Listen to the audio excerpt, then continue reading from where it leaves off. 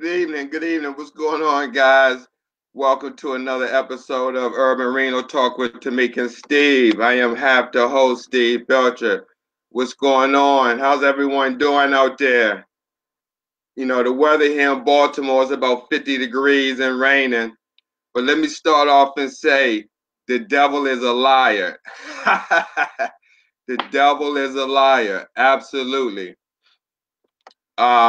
Let me just start off by saying the guest we were supposed to have tonight, Elizabeth Connors, had last minute changes in plans. So we had to cancel that broadcast. And I thought it would be fitting as I saw this piece of paper laying on my bed talking about preparing for end stage renal disease and choosing the right treatment for a person. I thought that would be a fitting conversation, especially for someone who's in one of the stages of kidney disease that may be at stage 3 or 4. But first, before I talk about that, okay, let me just share some information with with the audience. I know lately, especially yesterday, you saw a post that I posted that said, pray for me because of my mental faculties. Um, that's true, absolutely. If you knew my story, which I'm going to share, uh, you would probably ask for prayer as well. But for those of you who are watching for the first time or who's watching that haven't heard this story and seen my post in the last couple of days, I'm about to share it because I've had personal friends come to me who seen my post and said that, Steve, it looks like from the outside that you're about to explode.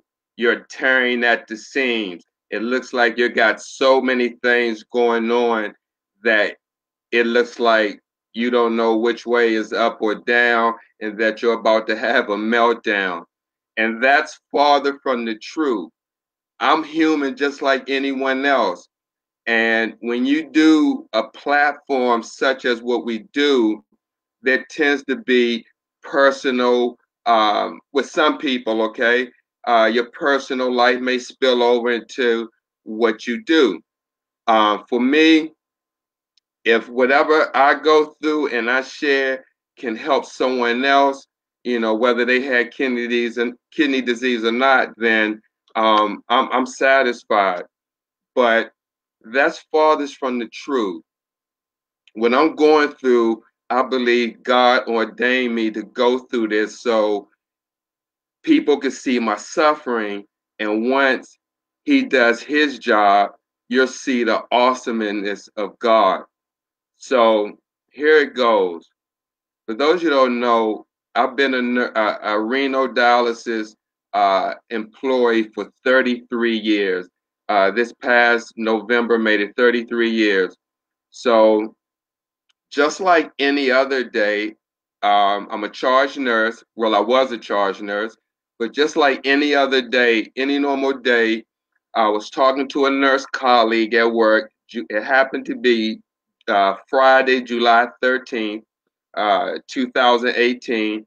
I was talking with a colleague in the medication room, and I was wearing a back brace, and we were talking, and I had to go to the restroom.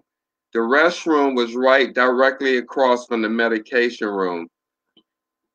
Excuse me. So I had to urinate real bad. And so I rushed over to the employee locker room and I had on, for those of you not in the medical profession or you in medical profession, I had on these shoes called Danskos and they could be real slippery. So I'm going across the hall, right just 3 or 4 steps across to go into the employee locker room, and I slipped on some acid solution. It's a bath solution that's used for dialysis. I slipped on it and I fell on my back. Okay. That acid should not been in the employee locker room. And the reason it was there because it seeped from some piping from construction work that they were doing to connect the dialysate lines from downstairs to upstairs.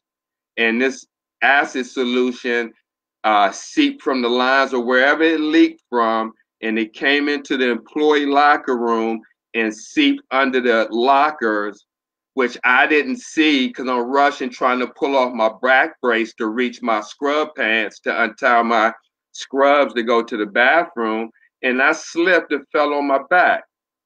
And so you would think, working 33 years, not for the Vita, but just being a dedicated employee, that I would, oh, that happened, we're going to look out for you, make sure. That's farthest from the truth, people. Let me just tell you what I've been through up until this point. I was out from November the 11th to October, from work, getting the little pay that I was getting from workman's comp, and they was taking their time and still taking their time. I had 2 laminectomies. Look it up. It's a spinal shot that they inject steroids in your back. Okay. I'm constant pain. I don't show it because I learned to live with it. However, these people that I'm up against, Cedric Insurance, who is the adjuster for DaVita for the workman's comp, these guys are ruthless, okay? I know there's other people going through workman's comp, but these guys are ruthless. They don't care if you got bills or anything. So look, I ain't ashamed to say I applied for food stamps, energy assistance, and cash assistance and got denied. Okay, got denied 3 times. I went from, not bragging, but went from practically 90,000 a year to 30,000 a year. Okay, 12 hours or less work now. I'm not working as a nurse. Pretty much my career is over as a charge nurse.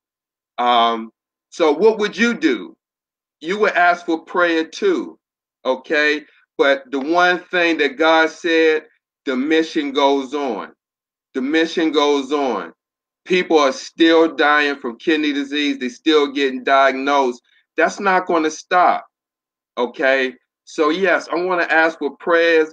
It may seem like it's busting at the seams, but it's not. It's going to show you how God works when everything is all done and over with this whole case with workman's comp.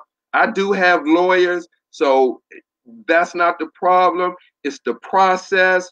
My bill still goes on, my mortgage still goes on, but you know what? God is still good. And before I start this education, I want to share what I've been standing on through these hard times, which I've been sharing with you. One is Romans 8:28. And we know that all things work together for the good to them that love God, to them unto are the called according to his purpose. And then another one I stand on is 1 Peter 5, chapter 5, verse 6. Humble yourself, therefore, under the mighty hand of God, that he may exalt you in due time, casting all your cares. I mean, all your cares, everything that I'm going to, I'm casting on him. Okay? Casting all your cares upon him, for he cares for you. Not no humans, but him. I ask for prayer so he can do this. Okay?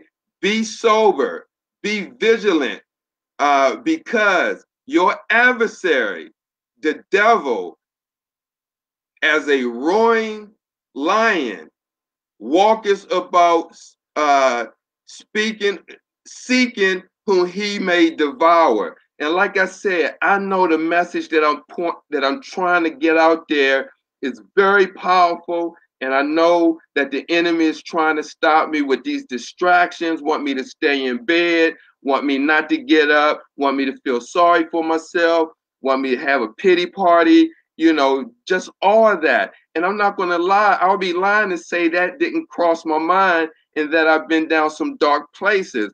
But I do know the devil is a liar. I have people praying for me, and one person in particular who I adopted as my sister since um, um, my birth sister passed away is Monica Lewis Fox. Uh, I love her. I don't know her. You would say to say I love her, but I love her spirit and love what she did. She called me yesterday, checked on me, and I just felt like that was my sister calling me. So then it goes on to say, uh, uh, whom resist steadfast in the faith, knowing that the same afflictions are accomplished in your brethren that are in the world. So everybody else is going through afflictions as well. People with kidney disease, diabetes, heart disease, anything that you may have. So we have to cast our cares upon him. This is the word I stand on. This Bible I had since 1982 when I went into the military. There go the date right there when I gave my life to Jesus Christ, 1982, June June the 30th, 1982. So with that, I want to get started with preparing for end-stage renal disease, particularly AKI transition, preparing for end-stage renal disease. So let me tell you the reason why God put it on my heart to share this particular topic. So many people are being diagnosed at a fast rate that me trying to get out the getting out the prevention, I can continue to do that, but we got to hit the people who's been diagnosed. We can't leave them untouched, or who's been diagnosed at stage maybe 3, 4, or someone who may have acute kidney injury or something like that. People don't know about that. You don't just get end stage renal disease by diabetes or hypertension. There's other methods, as Courtney Brown said. From DC, my homegirl, she mentioned that her kidney disease came from uh, gadolinium, and I may be pronouncing it wrong, but it's a contrast dye that they give you while you go in an MRI. So you have to be aware of that type of stuff, because if you're not, then it can hit you just like that. So look, the information says people with acute kidney injury should focus on their kidney health with their care team's help. Okay, this would allow for the best chance of recovery.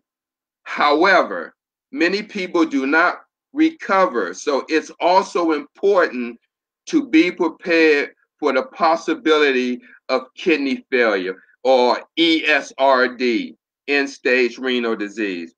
So look, these are the most common causes of acute kidney injury, or AKI.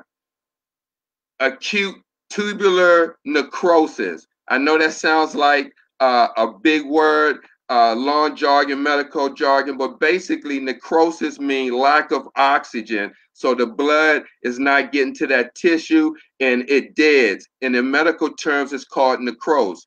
So the most common type is intrinsic acute kidney injury in hospitalized patients. The cause is usually ischemic, again, lack of oxygen or prolonged hypotension, okay? Meaning lack of blood basically is not getting to that organ. Or you can get AKI, which my homegirl, Courtney Brown, pretty much situation in this category, nephrotoxic damage, which is agents such as contrast that are toxic to the tubular cells. This is getting real intracellular, how your kidneys are being destroyed. And you don't notice because you don't know science or thinking about your kidneys being destroyed at the cellular level. But this is what's happening, okay, with acute kidney injury. So with acute kidney injury, you could either go on dialysis for a short time and then get taken off, or you can go on dialysis and keep going down to end stage renal disease. So, look, preparing for long term treatment. If you fall in this category of AKI and there's no turning back for you, let's start preparing for treatment to get your mind, body, and soul prepared for this rigorous treatment so you can get used to it and have the best prepared quality life that you can have in spite of this disease.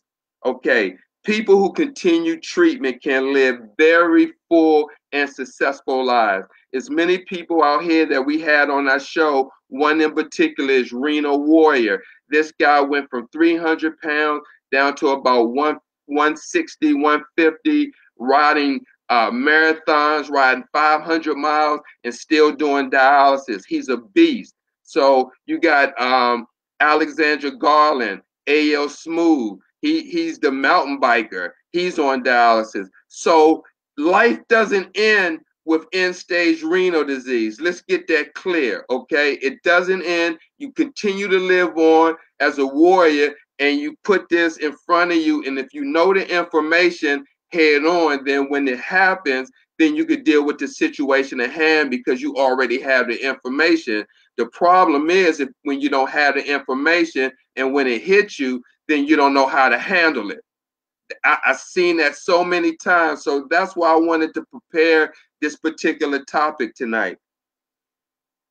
So the key is to choose. Now this is big. This is really big in confronting this disease. If you go down kidney dialysis, the key is to choose the right treatment for your life and your situation.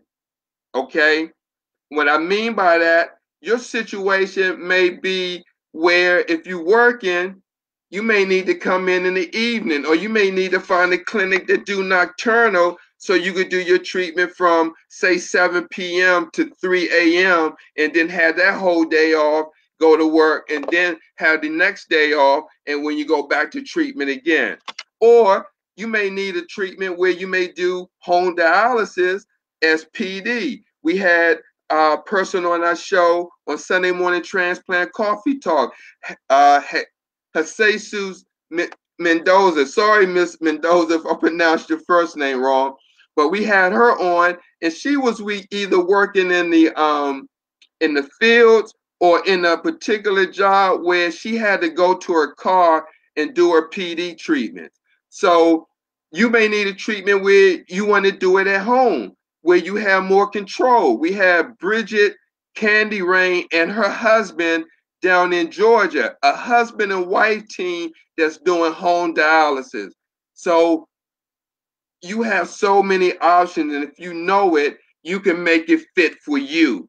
Make it work for you. Don't work for it. Make it work for you. Okay? Many people start treatment in center and think that's it. Oh my God, I'm going in somewhere. You got people sick. I see older adults. I see older people. I can't take it. What can I do? No one's telling you the options. They're keeping you there because that's how they're getting their money. Okay? That's how they're charging you. So I encourage, if you're able to do this at home, that's the best option. If I have to go on dialysis, you better bet I'm doing it at home. And you hearing it from someone with 33 years of experience. I'm going to do it at home, and I'm going to do PD. Okay? That's going to be my first option. I will not step into a clinic. You will not put an access in my arm. You will put a PD catheter in me, and I will go all the way to the end until I go on PD, okay? Right now, I'm in stage 1, and it's controlled. I'm not ashamed to share that, okay? So I'm telling you, if you know your options, you can control, have better manage of this disease. So again, most people start treatment in the dialysis center, but there may be other options that fit your life better. Okay, that may fit your life better. Now, this is what I was talking about, treatment options. You have choices to make about your treatment. Hemodialysis is just one of many different choices you can make. You may even be able to do dialysis at home or receive a kidney transplant. Think about these factors when learning about treatment options. So when you're thinking about your treatment options, this is what you want to think about. Where you would prefer to have treatment. Where would you prefer to have treatment? In the comforts of your own home or in an outpatient center where they call people like Aaron. Hey, Aaron, how you doing, babe? Aaron mentioned the other day, she posted a picture up and said they called her in early and then she had to wait. How many people went through that or have to go through that? They say, hey, come on in. We got a chair available. We put you on as soon as you get here. You get there, you waiting a half an hour, 45 minutes, an hour later where you could have came in at your regular time or finished doing something that you was doing at home. It's not like you don't have a life outside of dialysis. So these people, that call you, they don't think about this. They're thinking about getting their chair filled. But then let me tell you some of the things that was some of the causes why you're waiting out there. One could be staff, something came up with one of the staff and they had to leave, or they trying to reroute the patients around, or maybe somebody don't want to put that person on. And it could be a combination of things, but it's something stupid and silly because why would they call you in to say we could put you on when you get there, and when you get there, you waiting a half an hour to 45 minutes to an hour later. So just think of the logic of that. Things happen, but the majority of the time is something stupid and something silly. Um, so what would you rather do? Have your treatment at home or have it in the center? You got to think about the risk and the benefits, okay? The advantages and disadvantages. When would you like to have your treatment? Daytime or nighttime? Do you want to do it during the day or do you want to do it at night? You may have stuff you need to do during the day. You may be an active person. You may be going here, maybe going there. You working your grind like my man Todd Smith. What's up, brother Todd? Out in Louisiana. This brother owns his own landscaping business and he's a kidney warrior. Okay, he gotta make his paper too, and he also got to do his treatment. He has to work, and treatment, the time that they give Todd interferes with his work. Okay, it interferes. So we have to decide when you want to do it, day or night. How comfortable are you to do your own treatment? Do you feel comfortable doing your own treatment like my man Warren Jones out in Georgia? Or like oh my God, I'm sorry, Mrs. Don, Mrs. Don. I'm sorry, Miss Don. So much going through my head. But just like Mrs. Don P. Mormon up in New York, she does her treatment at home. Bridget Candy Rain and her husband, Will, the husband and wife team, they do it at home. They was going in center and they decided to come home and do it. So how comfortable are you to do your own treatment? Independent or have a care team, have other people have your life in their hands. That's basically what it comes down to, having your life in other people's hands. And how many people have mistakes done to them, infiltration, your machine going off, excuse me, your machine's going off, your lines clotting, your dialyzers clotting. That's the part that you have to deal with as such, waiting, all the other complications that could go wrong in the clinic with the bath, with the power shutdown, new staff. staff not watching you on their phones, talking to you any way they want, disrespect. Excuse me. So with catheters, no matter what treatment, if you have a catheter right now, seriously, I'm telling you, if I say that I do PD, that means I wouldn't get a catheter, okay? And that's just me personally. If someone was to ask me, what would you do, or would you get a catheter? I would tell them no, because one, you're very susceptible to infections. Now, that's just me, okay? Now, that doesn't work for everybody or anything like that. That's me. I'm not telling you to go out and not get a catheter and wait and all that. I'm not advocating that. I take no responsibility in that. What I'm saying is for myself. But what the literature says is no matter what treatment option you choose, replacing your CVC, which is central venous catheter, with a permanent access is critical. Okay, listen to that word, critical, for staying safe and healthy. Now, I didn't write this. This is evidence-based information. This is evidence-based general information that normally other people probably wouldn't see. Okay? So let's talk about this that happens, okay, with dialysis and preparing for end-stage renal disease, preparing for life with treatment, lifestyle changes, the new normal, and watch out in 2019. People say, like I said, it look like I got a lot of going on. I do. I'm like Michael Jackson when he told Martin Persier that all the time in his mind, all he's thinking about is music. He can't sleep. He when he thinks of something, when he sleep, he gets up and go to the studio. Well, I'm like that with kidney disease. It's 24/7 with me. You ask some of my closest friends, I'm up to 2, 3 in the morning. Just ideas are coming from God, telling me to put this up, telling me to put that up, say this, say that, advertise this post, say this and that post, say this and that. It's not me. It's not me, because 3 years ago, if you ask people who follow me since 2009, I've always been cynical with prayer and talking other, almost foolishness.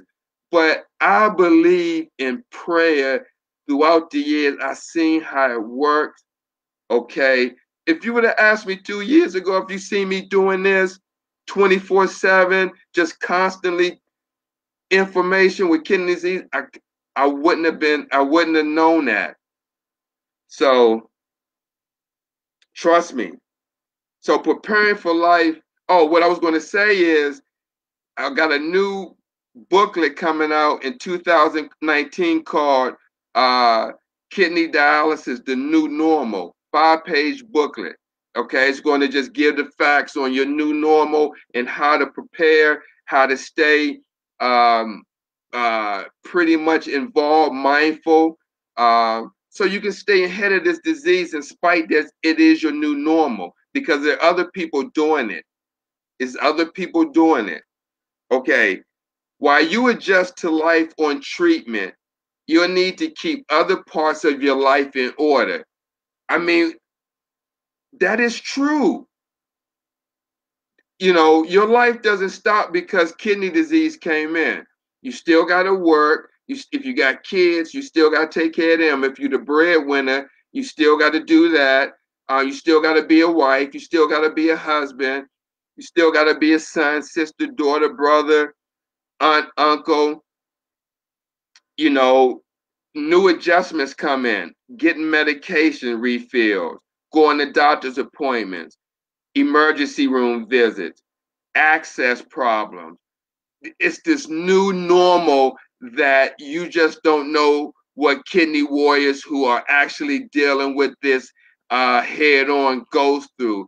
That's why they're warriors, because going through this whole process is a freaking whirlwind. I don't know it personally, but I experience it every day when I go into work, and I experienced it for 33 years. So it's no walk in the park. I've been involved in cold situations where patients died on me, died in the chair. I had witnessed that coming to work 6:30 in the morning and a person coding right at the scale. How would you like to start your morning off like that, doing CPR and making critical split move decisions and directing other people to do stuff, and they standing there looking like a deer in headlights and don't know what the freak to do? Those are the type of people that are coming in dialysis that they're hiring, and when situations like that happen, they don't know what to do because they're not paying attention or worrying about what to do when complications like that happen.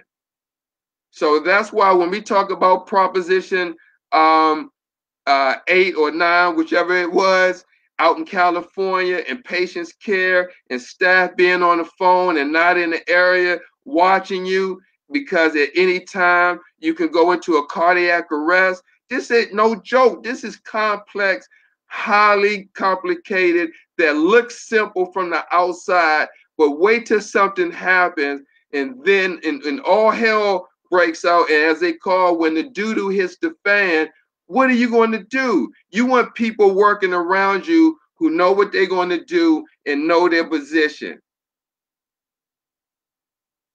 So while you adjust to life on treatment, you'll need to keep other parts of your life in order. If you are working, there are steps you can take to keep your job and finances secure. One is taking time off through FMLA. Okay, if you're qualified for that and you just got diagnosed and you're working or going to dialysis, check about FMLA, sick time or vacation. Consider short-term disability. ADA, employee rights through ADA. I guess that's American for Disabilities Act. Also, try using some of these suggestions to begin a discussion with your boss.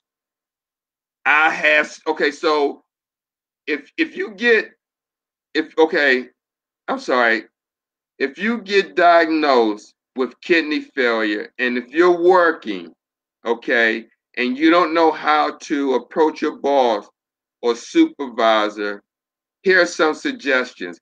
And I'm sorry, I got to take a drink of my punch. My mouth is dry. I had a guy that told me, and God bless his heart, he told me, etiquette about drinking during an interview. But I look at it like them guys on late night talk show, even though I'm not making no $1 million, like Jimmy Kimmel and all these other guys, they be having their coffee and mugs on the desk, drinking it and talking to the host. I mean, talking to the guests. So why not have some strawberry juice from Wegmans, which is, cold pressed, and enjoy it? I mean, come on. But God bless his heart. I understand that. So if I offend anybody by drinking my juice, I'm sorry. But my mouth was dry. So these are some of the suggestions if you're working that you may could, say to your boss when you start dialysis, or if that's coming down the road. I have started kidney dialysis. Is it a disability? It is a disability, but I plan to keep working. Using the word disability may give you certain rights under the law. Okay? Most people may not know that. You go to your boss, you say, I have started kidney dialysis. It is a disability. Okay? Tell them that.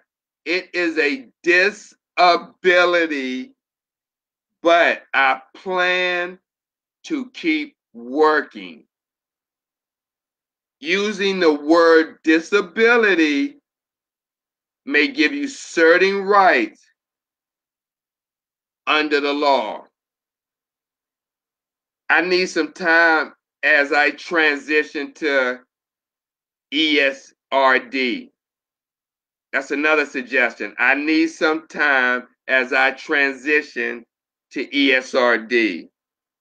And then you may suggest after my time off, I anticipate being able to work again and still perform the important tasks of my job. Okay? Now, that's when you get your mind, body, and soul, and you know you have a plan. If you have a plan, you know this is coming. Boom, you put that plan in place so you can set up to have that cushion and not lose your job because you didn't know your rights. And that's happening to a lot of people. Hell, over in India or Pakistan, you can't even work if you have kidney disease. How would you like that? That you can't even work because they view your illness as as a um as a sickness that you're not able to do your job. And we all know that's not true. So we're very lucky here, but you have to use that word disability. Okay? You have to. And if you have a loved one, a girlfriend or a boyfriend, a cousin, let them know this information if they're dealing with, especially if they got diabetes or hypertension and it's close to maybe they may be starting kidney failure. Let them know this stuff so they can prepare themselves. The people perish for a lack of knowledge. You lose your job, a lack of knowledge. People, oh, I didn't know that. I could have did it. So then you say, do I have disability benefits? Ask, do you have those benefits? If they say yes, let's talk about them. Okay? If you ask if you got disability benefits and they say yes, tell them let's talk about it. And if they don't want to, I'm telling you, go to a pro bono, find a lawyer, employment lawyer that may do pro bono or to see, ask him about that. Any lawyer probably would take your case. You know, if you have a strong case and you have, you disability, kidney disease. But let's so you know,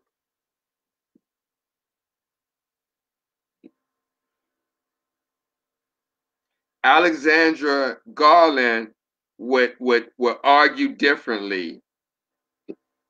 Disability is not, oh my God,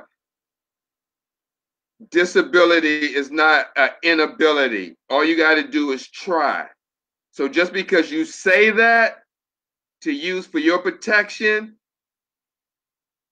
that doesn't have to be your mindset. Okay? You don't have to act or be disabled mentally. You may have a disease, and that's how they may frame it, but frame it, let it be framed to use for your benefit, okay, and not your demise or mental anguish to say, to be on a pity party to say, oh, I have a disability. Okay, yeah, you have it, but that doesn't mean because you had that, that's an inability to not do anything, to sit on your ass and feel sorry for yourself. Okay, you're using it here to protect your job and to make sure you're looking out for number one, which is you, in spite of this disease. You got to look out for yourself with this disease. You got to have a plan. It has to be in place. You know, like I said in the beginning, prevention, I'm still doing that, preventing people getting that information out. But what about the people who are at stage 3, 4, and at stage 5 that needs that information to prepare themselves because they're getting so worried and so scared that dialysis is right lurking is literally lurking around the corner. Okay? Those are the people that this broadcast need to be aimed at, and in the future we're going to be targeting so they could be better prepared for dialysis. We got to hit it from all angles, people. All angles, all hands on deck. Okay, so when you ask the question, so when you say, do I have disability benefits? And they say yes, you talk about the plan. If they say no, you ask them, do you have FMLA benefits? If they say yes, you say, let's talk about them. Okay? Let's talk about them. If I got FMLA, I want to talk about using that so I can protect my job. If they say no, if I don't have disability or FMLA, I would like to use my vacation or sick time. Do I have any? And you know if you got any or not. You pretty much know. If not, you may say, I hope you can give me some unpaid time off to recover. Okay, you make sure you say that. To recover. There's certain words set in place or used that you gotta stress or emphasize. Recover, disability, transition. Excuse me. You could talk to your social worker, okay, an insurance person, counselor, about your employment situation to figure out the best next steps. Um, so that's pretty much it for preparing for end-stage renal disease. Now I'm going to do just a quick wrap up on choosing the right treatment for you. So if you fall in this category, you're at stage 5, excuse me. If you at stage 5 and kidney dialysis is lurking right around the corner, your numbers is down below 15%, 9%, 8%, and they're talking this, we getting this ready to get this started next week, and you don't know which way to go, please pay attention to this. And if you know someone, you're watching this, you're a kidney warrior, or you know someone is a kidney warrior, it is your moral obligation. I'm serious. It's your moral obligation to share this if you know someone battling kidney disease that's at the point that's getting ready to start treatment, so they can help make up their mind or be informed on other options that they can choose from and not just go in center and rely just on in center. They need to know about the other options as well. Okay, so did you know there are many ways? There are many ways to treat kidney failure. There's not just one way. There's other options, other methods, okay? And we know that this is a period of change for people with kidney failure. This is a change. This is a big deal, okay? A highly complex treatment that's saving people's lives, that's filtering blood, okay? That's pulling off water, that's pulling off waste, that's changing electrolytes, that's calling imbalances of electrolytes in your body, disrupting, as you may quote call the homeostasis of your body, okay? So the goal is to make you comfortable. Your goal is to make you comfortable and to make the best health choices. That's your goal. If you're afflicted with this and your goal is to make the best health choices and and to make you comfortable going through this process. Okay. And one of the biggest choices of this process will be how to treat kidney failure. How are you going to treat it? How are you going to treat it? Are you going to do hemodialysis, in center, home? Are you going to do peritoneal dialysis? Are you going to do nocturnal? Are you going to do daily dialysis? What are you going to do? Are you going to go in center and have people waiting on you and you be at the mercy of the center? Because that's basically what it comes down to. What are you going to do? So many people start dialysis in the in center. You see them built up all around the places now. They're like Starbucks, McDonald's. That's how we phrase the term because there's so many.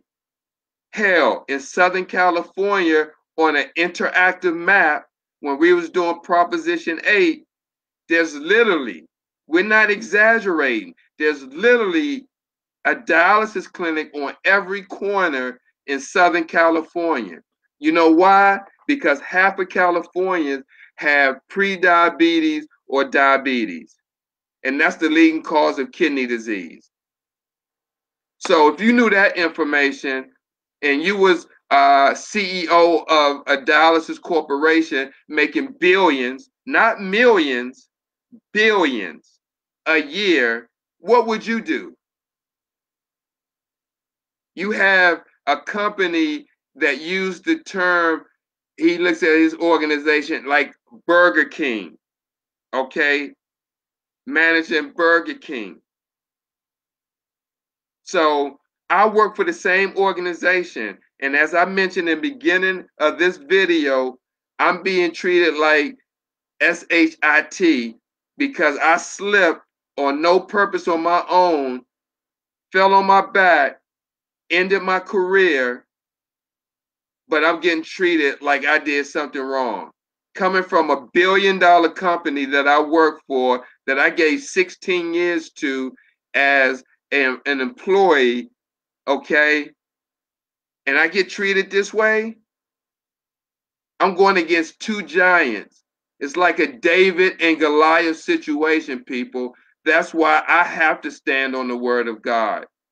I would know people right now who are in my situation that probably would have folded, and I almost did. I'm human. I have bills. I have grandkids. I have a mortgage. I have a car payment. Like I said, I lost practically up to $70,000 in income, going from pretty much almost six figures down to $30,000 a year, 12 hours or less a week right now, people. It's only through the grace of God. And I don't care. I don't mind sharing that. I'm not embarrassed.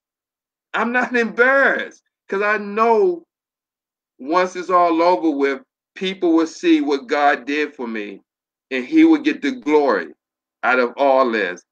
All I need to do is continue what I'm doing right now, giving you this message, the education, trying to prevent people from going on dialysis.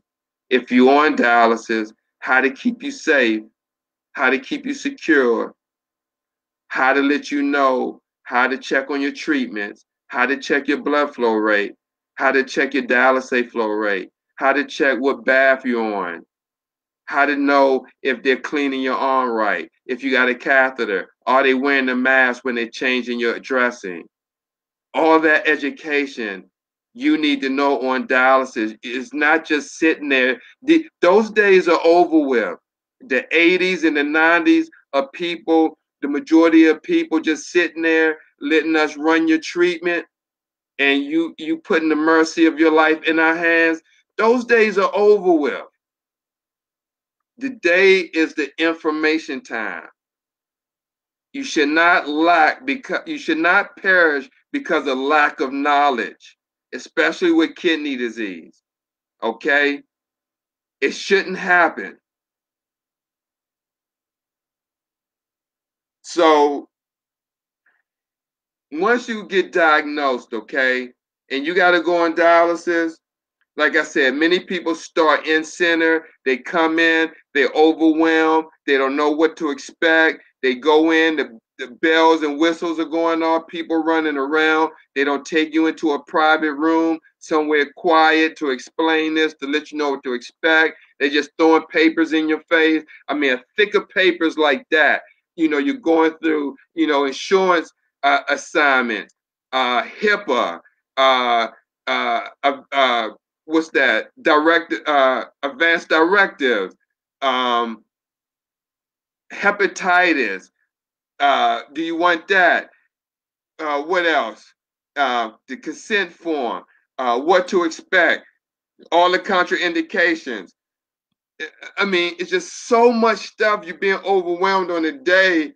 Then you got to go and sit on the machine from 3.5 to 4 hours after being uh, inundated with all this information. Okay, we want to stop that process. Urban Kidney Lines wants to stop it. I want to give you that information before you get there so you know what to expect.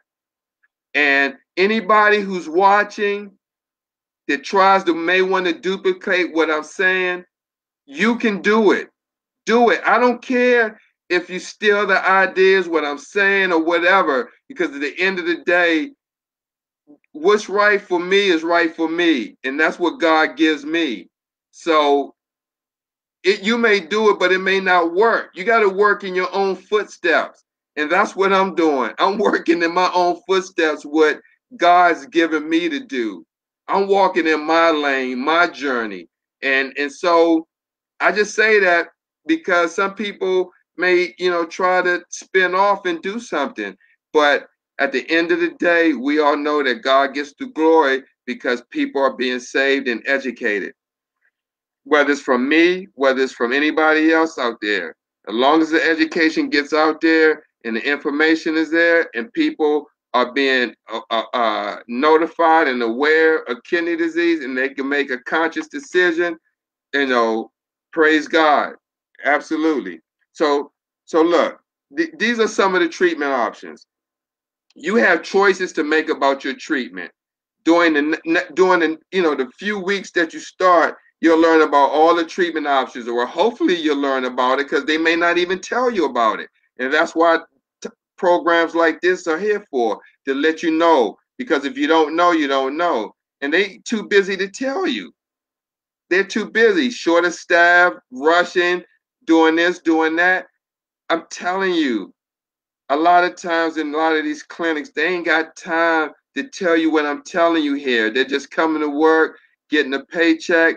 Yes, you do have some people that care. You do. I'm not saying that, but the majority are coming there, doing what they got to do, and worrying about their life and going home. They're not putting this information to let you know your options.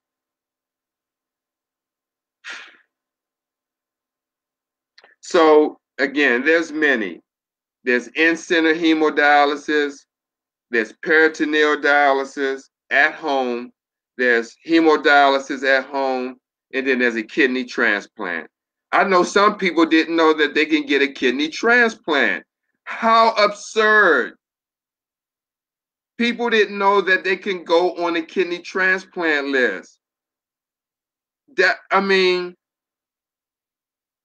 that's absurd, okay? So that's it. Those are the options. This is not the program to go into to tell you the advantages, disadvantages of each option. It's to let you know that there's in-center hemodialysis, peritoneal dialysis at home, which peritoneal is having the tube in your stomach using the abdominal wall called the peritoneum, using that as the filter, okay? And the waste is transferred through that because of diffusion and osmosis of the dextrose that's in the bath solution, and it's pulling out the waste and it's going in the catheter and it's being drained out into a bag. And this is done probably up to 6 times a day. I can't be exact. Don't quote me. Then you have hemodialysis at home where people are doing hemodialysis by themselves at home. For instance, I named a married couple in Georgia. I think it's Atlanta or Conyers. Bridget, I'm sorry that I don't know the city in Georgia, but Bridget Candy Rain, she's on Facebook, and Will, okay, Bridget Candy Rain Thomas, okay, and her husband Will are doing it at home. And if you need any information, if you're a family member, a husband or wife that are on dialysis, or a girlfriend or boyfriend, and y'all want to do it at home, check Bridget Candy Rain on Facebook. And in fact, she's going to be on the show the 27th next Thursday. I'm surprised she hasn't had her post out. So hopefully she'll be on the show next Thursday to show you while one of them are getting the treatment. She'll explain the whole process, and we'll watch it. Other than that, that concludes the choosing the right options. But again, what I want to say and what I said in the beginning, everybody goes through something. None of us in this world, I don't care who you are, if you're black, white, you're rich, you're poor, if you're a human being, you suffer, okay, from something, or you have. We all fall short of the glory of God. It says it in the Bible. However, you could be redeemed, okay? That's what I found out. And I'm not ashamed to say it, that I follow Jesus Christ and that I believe in God. So I do know all things work for the good of God for those who love him. This is just the test. You know, I'm gonna continue. If one day I wake up and I feel like the devil's on me, whatever, yes, I may. And if I'm going through something, I'm gonna say, please pray for me. You know, my mental, because I'm in one of those moods where I may be on my pity party and don't feel like broadcasting any information or don't care, having dark thoughts in my mind, thinking people don't care and why me, poor me. Yeah. And then if I post that, then if people see it, then I can get the help I need. You see what I'm saying? God can open up for people to reach out to me and say, hey, Steve, you okay? You know, can I help you with anything? Can I pray with you? Can I? Yes, that's why. So I'm not ashamed. And hopefully by me sharing that, what I struggle with, it can help other people who's struggling as well. You know, I believe in the power of prayer, and I thank y'all so much. You know, I'm not going to get emotional, but I thank each and every one of you, even if I don't name you, those who prayed for me. I truly, from the bottom of my heart, thank you. I really do. You know, my dad, he's stable. The fluid is out of his ankles. You know, he's getting around the house. Um, you know, my nephew's out the hospital. You know, nothing's perfect, but those type of tests, me going through that, there's nights I didn't feel like posting, but I know I had to do it. Okay. Worrying about my dad, I know I had to keep my mind occupied. You know, worrying about my next meal. You know, worrying about, you know, I know people say, you know, you got your parents. Yes, but I'm 54 years old. I don't want to, I know my family is there, but I have to suffer. I just realized I have to suffer. There is, on the other side of suffering, that's the glory. You have to suffer. That's what I realized now.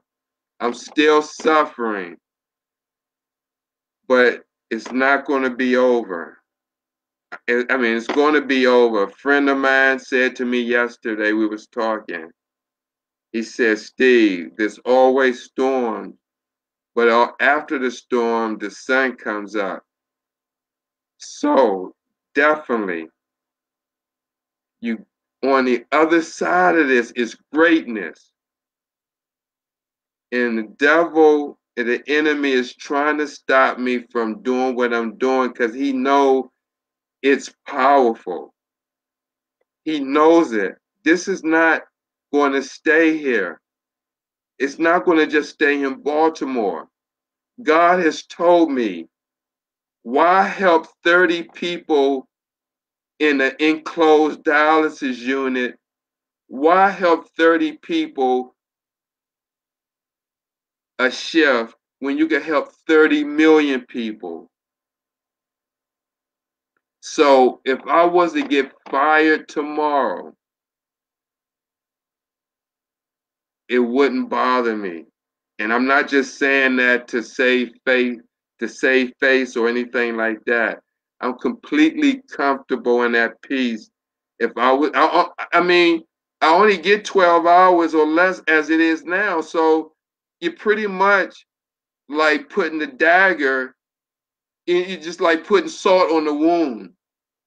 But again, God is powerful. Okay, God is powerful. I'm telling you. And even though I was denied food stamps and denied energy assistance and denied cash assistance, again, I'm not ashamed to say that. I'm not ashamed to tell people that I lost almost 80,000, 70,000 in pay scale down to pretty much 30,000 a year. Lost my career. Okay, I'm still a nurse, but I'm not a charged dialysis nurse, something that I've been doing for 33 years. Okay, that's the stuff people don't know. That's where the mental anguish comes in when I ask you to pray for me, because I'm not a charged nurse no more in dialysis. I'm still a nurse. I'm still a renal clinician, okay? But I'm not doing my job because of my injury that was no fault of my own.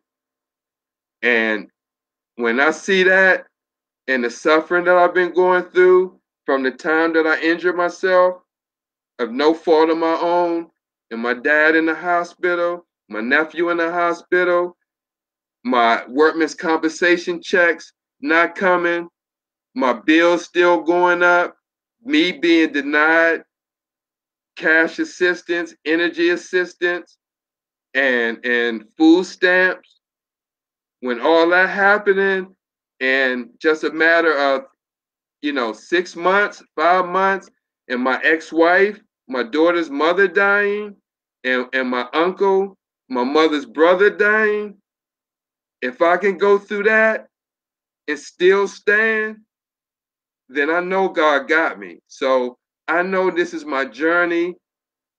It doesn't end here. I want to speak it into existence, and everyone that prayed for me, that blessed me, whatever, trust me, when I am able to recognize you publicly and to the point, or quietly, however you want it, to where it can make your life a difference, trust me, I'm going to do it. That's the type of person I am. Regardless, the people I know, I'm going to share this and I'm going to close it up. There's people right now I done helped. I done helped in their career, taking the time out of my busy schedule when I used to work 2 and 3 jobs, typing up recommendation letters for technicians when they leave DaVita going to Fresenius or leave Fresenius going to DaVita. I have a pre-typed letter in my file, so when people ask me, I don't have to rewrite it. I just put their name in there. I made it as a template because it's been so regular. But when you do that, or people say I used you as a reference, they're gonna call you, and I'm taking them calls, or childhood friends that I grew up with since I was 5 years old, 6, 7 years old, or relatives. You know, when you put out stuff and they see what you're doing, and even colleagues, and they know my intentions and they see it. When you don't see the financial support, not financial support for me, okay, but financial support for my mission to get the information to people who need it, that's the most discouraging. But again, God is faithful. So I don't hold any ill wills if you can't donate to the cause, $1.50 or anything like that. If you can't do it, you can't do it. God bless you. But what you can do is share the information that's coming out. Don't be selfish with it. Share it, share, as Wendy Allen Bell said. Share, share, share. Okay? Don't be selfish with this. You know, if you can donate, that's fine. If you can't donate, that's fine. Again, this message is going to get out whether you donate or not. It's still going to get out there. If it's going to come out of my pockets, like I said, I'm going to die my last breath doing this. And one more thing, I had someone close to me, they know what I'm going through. I had someone close to me say, Steve, you may have to put Urban Kidney Alliance on the side and look for a full-time job or something so you can get income coming in. You know what I said to them? I texted them back and said, hell no, but I put no, I put like 4 or 5 zeros behind no, because that's what the enemy wants. You know, the devil is a liar. He wants me to be distracted. If I work for a time, I won't be able to do shows like this. Listen, the devil is a liar. I told her, no, that won't happen. I died my last breath doing Urban Kidney Alliance. So with that being said, you know where my heart is, okay? If you could donate to the cause, buy a t-shirt, buy a tour pass for a tour, buy memorabilia. It doesn't have to be any cash, so you may think, oh, he may be using it to put in his pocket and spend it or anything like that. No, people, I do get workman's comp. It hasn't gotten here yet, and you know, that's all that. That's a totally different situation. But I want to be good because I know I did nothing wrong. I have lawyers, you know, things are being pursued. So I'm not stupid. You know, I think strategically, especially when you're dealing with people like you're dealing with that work for DaVita and Sedgwick. When you're dealing with guys like this, you better come correct because you just can't go in there and say you're going to do workman's comp and don't have no lawyer and don't follow up and be on it because these guys are ruthless. I'm telling you, I know people who I told my story to, and they told me they know people who lost their job, who had to foreclose on their home and lose their car and all that. I know those are material things, and whatever I lose, God is going to triple it. So why worry? If I lose my 4-bedroom house, this small rancher here in Randallstown, Maryland, which is 1,400 square feet or whatever, if I lose it, so be it. If I lose my automobile, God is going to bless me more. I just keep on with the message. Even if I gotta, even if I lose my internet because of my cable bill, it's hooked up with the internet. I'll go to Starbucks or go to a hotspot where I can continue to broadcast the message. I'll go to the library if I gotta pre-record it. I do whatever it takes to get this message out. Trust me, I will do that. So with that being said, people, Facebook family and friends, new watchers, thank you so much for your love, your support. I ask you to keep my partner, Tamika Moore, in your prayers. She's fine. I ask you to keep our new warrior, Courtney Brown, in your thoughts and prayers. Sorrel George, in your thoughts and prayers. Just keep us in your thoughts and prayers as we attempt to take this to a different level. Oh, one more thing I forgot to say. We're starting a new project with Stephanie Stevens. Check her out. She does toxin-free products from Modero, which are just awesome. And I want to do a broadcast tomorrow on one of the items. A lot of people use deodorant. One thing people don't know is that these commercial deodorants have aluminum in it. Aluminum, petroleum. And when you are rolling that under your arms, that stuff is being absorbed in your skin. And so Stephanie, I have part Urban Kidney Alliance and Steve Belcher, Steve L. Belcher, MSN, RN has partnered with Stephanie Stevens to do a healthy, toxin-free line of products that are definitely really good if you're trying to live a toxin-free life. We all know and got to be educated that a lot of these products, these commercial products are coming out, have a lot to do with a lot of these diseases and skin conditions and inflammation because this stuff is being absorbed in your skin. Come on, what these big corporations don't anticipate people doing is reading the ingredients on the back or the labels and then looking it up to see exactly what that ingredient is. And when you have an ingredient that has petroleum in it, we all know petroleum fuel, petroleum jelly clogs the pores. Your pores can't breathe. You can't sweat. You're blocking the pores. That stuff is staying in your system. It's building up. It may not sound like much, but on the cellular level, it's doing much damage over the long run, not short term, long term. You see the effects down the road, and then you wonder, how did this happen?